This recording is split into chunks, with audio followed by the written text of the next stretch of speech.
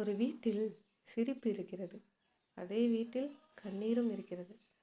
ஒரே கூரையின் கீழ் வாழ்ந்தாலும் ஒவ்வொரு இதயமும் தனியாகவே அழுகிறது. இந்த கதை ஒரு கூட்டு குடும்பத்தின் கதை. அன்பால் கட்டப்பட்ட குடும்பம், ஆனால் ஒரு தவறான முடிவால் உடைந்த குடும்பம். இது ஒரே வீடு, பல இதயங்கள். திருச்சி அருகே ஒரு சிறிய கிராமம். அங்கே ஒரு பெரிய வீடு. அந்த வீட்டின் தலைவன் ராமசாமி, 65 வயது. அவருக்கு அந்த குடும்பம்தான் உயிர். அவருடைய மனைவி மீனாட்சி, அன்பின் உருவம். அவர்களுக்கு 2 மகன்கள். மூத்த மகன் சுரேஷ், அமைதியானவன். இளைய மகன் குமார், சிறிது கோபக்காரன், ஆனால் உள்ளுக்குள் நல்லவன். சுரேஷின் மனைவி லக்ஷ்மி, அவள் அந்த வீட்டின் மரியாதை. குமாரின் மனைவி பிரியா, புதிய மருமகள். அவளுக்கு இந்த கூட்டு குடும்பம் பிடிக்கவில்லை. அந்த வீட்டில் ஒவ்வொரு காலையும் மீனாட்சி அம்மா சமையல் செய்வாள்.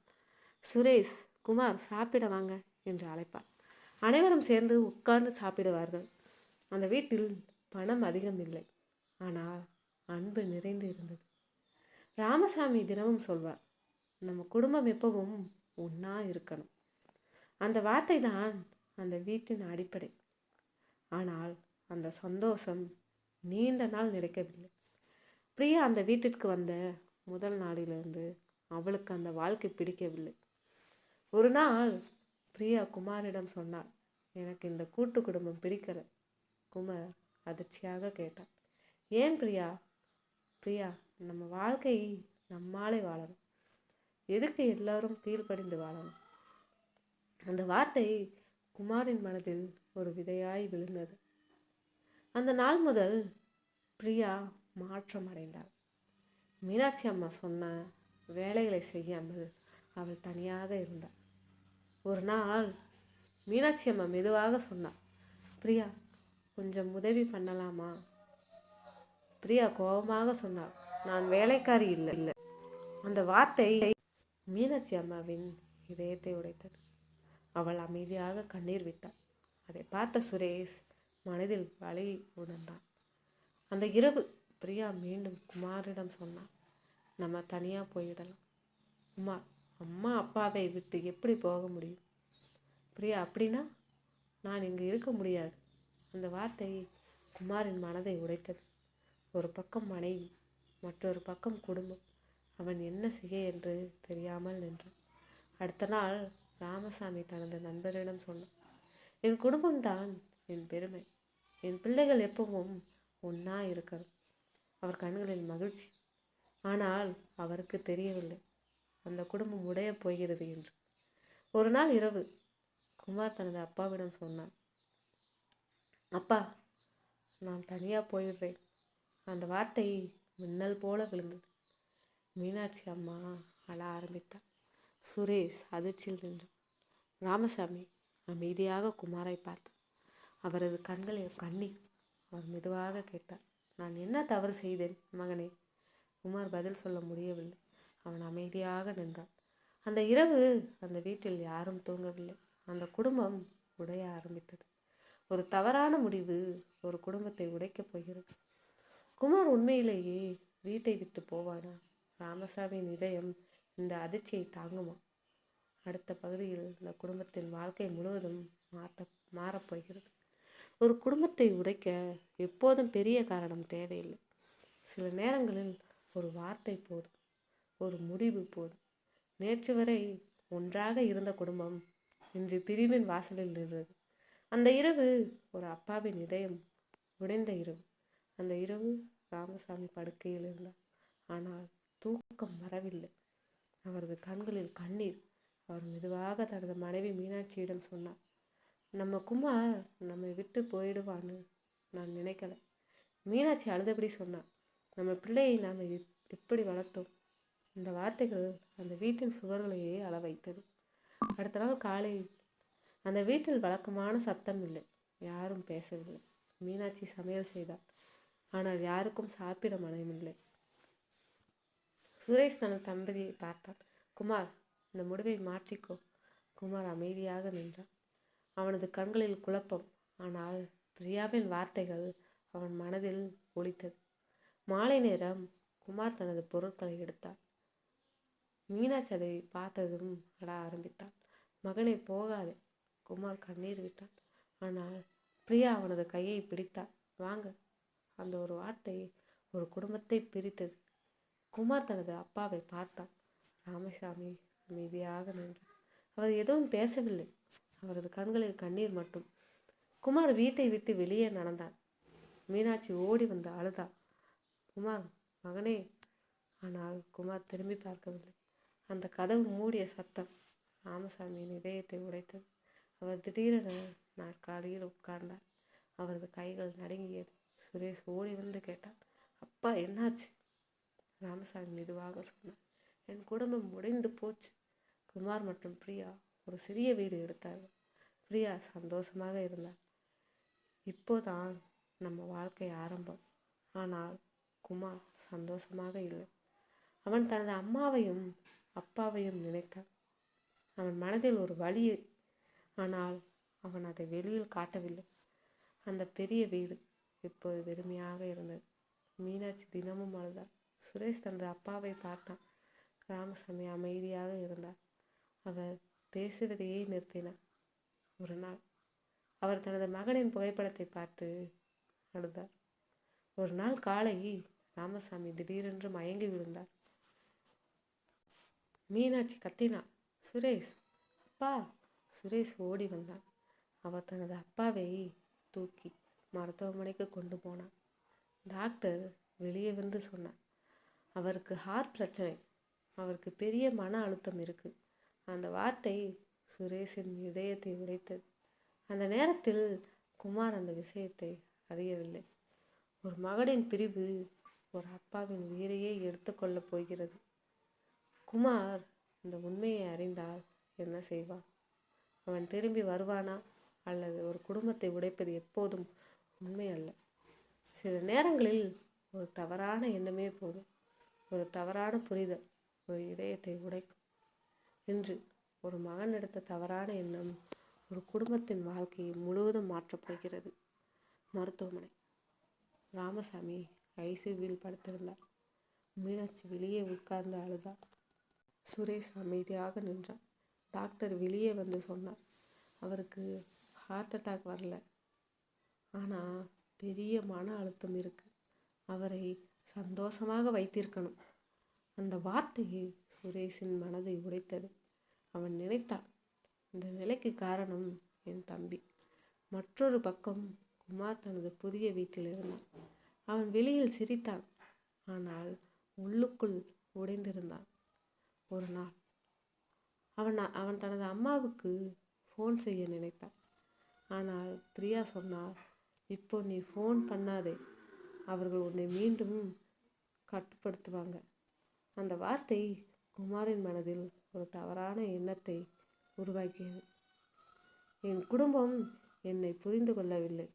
ஒரு நாள் குமாரின் நண்பன் ராஜா அவனை சந்தித்தான். ராஜா சொன்னான், உன் அப்பா மருத்துவமனையில் இருக்கார். குமார் அதிர்ச்சியாக கேட்டான், என்னாச்சு? ராஜா மெதுவாக சொன்னான், அவருக்கு மன அழுத்தம். நீ வீட்டை விட்டு போனதால. அந்த வார்த்தை குமாரின் இதயத்தை குத்தியது. ஆனால் அவன் மனதில் இன்னொரு எண்ணம் வந்தது. என்னை கில்ட் ஃபீல் பண்ண வைக்க அவர்கள் இப்படி சொல்லுறாங்க. அந்த தவறான எண்ணம் அவனை உண்மையிலிருந்து தள்ளியது. சுரேஷ் தனது தம்பிக்கு ஃபோன் செய்தான். குமார், அப்பா ஹாஸ்பிட்டலில் இருக்கார். குமார் அமைதியாக இருந்தான். சுரேஷ் கோபமாக சொன்னான், உனக்கு மனசே இல்லையா? உன்னால தான் இந்த நிலை. அந்த வார்த்தை குமாரின் மனதை கோபப்படுத்தியது. அவன் நினைத்தான், அவர்கள் என்னை குற்றவாளி ஆக்குறாங்க. அவன் ஃபோனை கட் செய்தான். மருத்துவமனை. ராமசாமி மெதுவாக கண்களை திறந்தார். அவர் மெதுவாக கேட்டார், குமார் வந்தானா? மீனாட்சி அழுதாள். அவள் பதில் சொல்லவில்லை. சுரேஷ் அமைதியாக நின்றான். ராமசாமியின் கண்களில் கண்ணீர். என் மகனை பார்க்கணும். அந்த ஆசை நிறைவேறவில்லை. குமார் தனியாக உட்கார்ந்திருந்தான். அவள் மனதில் குழப்பம். ஒரு பக்கம் அவன் அப்பா, மற்றொரு பக்கம் அவன் ஈகோ. பிரியா மீண்டும் சொன்னான், நீ இப்போ போனா அவர்கள் உன்னை அவமானப்படுத்துவாங்க. அந்த வார்த்தை அவனை நிறுத்தியது. அவன் ஒரு தவறான முடிவு எடுத்தான். நான் போக மாட்டேன். மருத்துவமனை. டாக்டர் வெளியே வந்தார். அவரது முகம் சீரியஸாக இருந்தது. மீனாட்சி பயந்தாள். டாக்டர், என்னாச்சு? டாக்டர் மெதுவாக சொன்னார். அவரது நிலை மோசமாக இருக்கு. அவருக்கு பெரிய எமோஷனல் ஷாக் இருக்கு. அந்த நேரத்தில் ராமசாமி மெதுவாக ஒரு வார்த்தை சொன்னார். குமார். அவரது கண்களில் கண்ணீர். அவரது இதயம் உடைந்து கொண்டிருந்தது. ஒரு மகனின் தவறான எண்ணம் ஒரு அப்பாவின் உயிரை பறிக்கப் போகிறது. குமார் உண்மையை உணர்வானா, அல்லது அவன் தனது அப்பாவை கடைசியாக கூட பார்க்க முடியாமல் போவானா? சில நேரங்களில் ஒரு குடும்பம் உடைவதற்கு காரணம் வெளியில் இருக்கும் பிரச்சனை அல்ல, உள்ளே மறைந்திருக்கும் உண்மை. ஒரு தவறான எண்ணம், ஒரு தவறான நம்பிக்கை ஒரு மனிதனின் வாழ்க்கையை முழுவதும் மாற்றிவிடும். இன்று குமார் வாழ்க்கையில் அவன் எதிர்பாராத உண்மை வெளிவரப் போகிறது. மருத்துவமனை. ராமசாமி படுக்கையில் இருந்தார். அவரது கண்கள் கதவையே பார்த்து கொண்டிருந்தது. என் மகன் வருவானா என்ற நம்பிக்கையுடன் மீனாட்சி மெதுவாக சொன்னார். அவர் வருவார். ஆனால் அவளது இதயம் உண்மையை அறிந்தது. சுரேஷ் அமைதியாக நின்றான். அவன் மனதில் ஒரு கேள்வி. என் தம்பி ஏன் இவ்வளவு மாறினான்? மற்றொரு பக்கம் குமார் தனது வீட்டிற்கு வந்தான். அந்த நாள் பிரியா வீட்டில் இல்லை. அவன் ஃபோன் செய்தான். அவள் எடுத்துக்கொள்ளவில்லை. சில நேரம் கழித்து அவள் வீட்டிற்கு வந்தாள். குமார் கேட்டான், எங்கே போனான்? பிரியா பதற்றமாக சொன்னான், என் ஃப்ரெண்டு வீட்டுக்கு.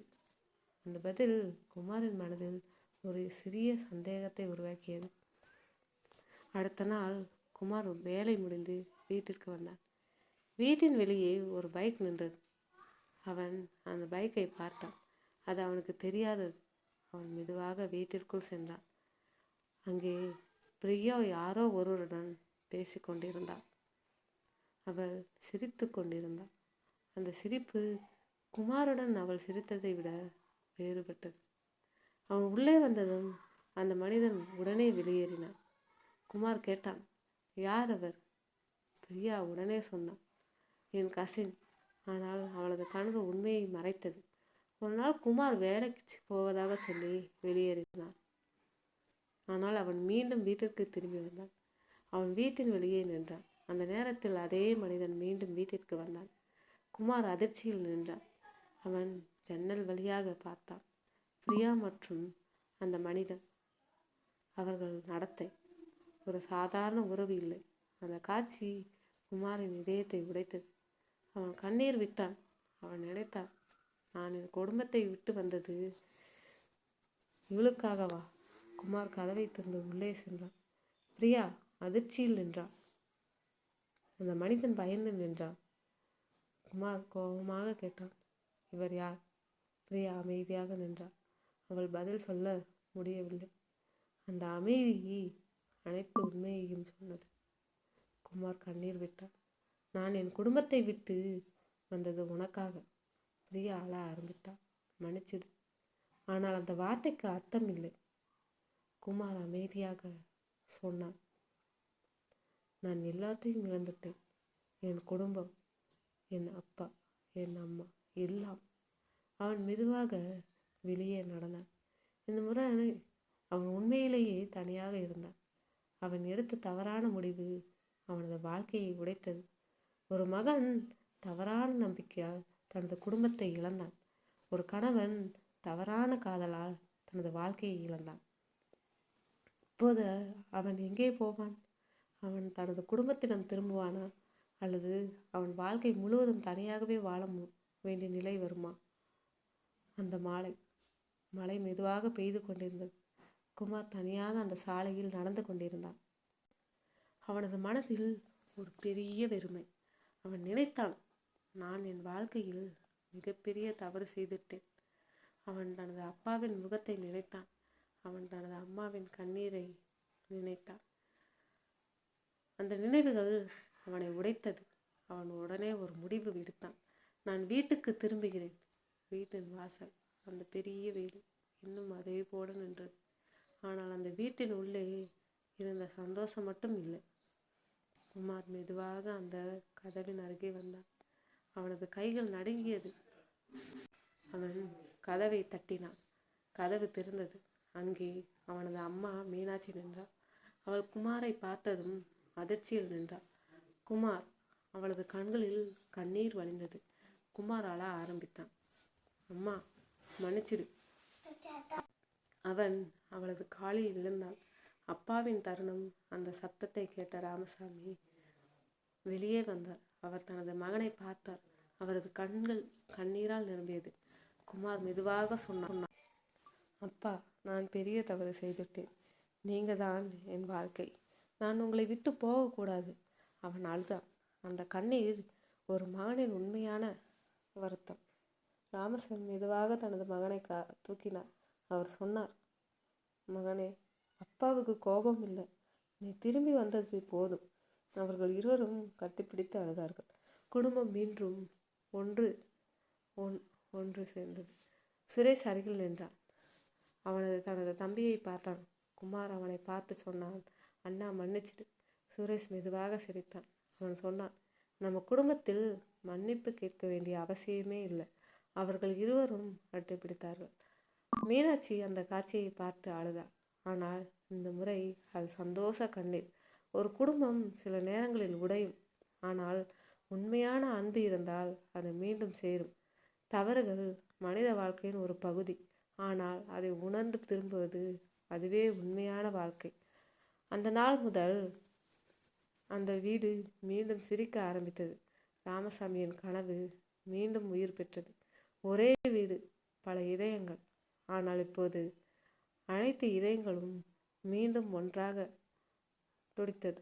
குடும்பத்தை விட பெரிய செல்வம் இந்த உலகத்தில் எதுவும் இல்லை.